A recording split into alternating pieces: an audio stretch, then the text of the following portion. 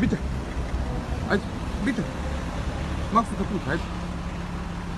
Machst du kaputt? Was soll ich kaputt machen? Mein Auto, hey. Du bist krank, du musst zu Heide. Doktor gehen. Heide. Gehst du Doktor? Heide, Gehst du bis zum Doktor? Heide. Du bist krank. Nimmst du ein bisschen Ich bin Drogen? krank. Du bist krank. Du bist krank, mein Freund. Du bist krank. Ja, ja. Wie viel Kilo kostet du? Wie viel Kilo kostet? Heide, Verkaufst du weiter Drogen? Heide. Ja, ja. Und Waffe auch. Schaust du, dass du schön versteckst. Echt? Wo? Im Kofferraum für euch. Kofferraum im Auto. Heide, machst du kaputt. Was ist das? Heide, machst du kaputt. Ich will nichts kaputt machen. Machst du kaputt? Oh ja, Du hast bist du nur krank. vor 2 Minuten gesagt, wirst du Du kaputt machen. bist Heide, nur krank. Heide, mein Freund, machst du kaputt. Heide. Heide. Hallo, Mann. Soll ich kaputt machen? Ja, Heide, Heide. Heide.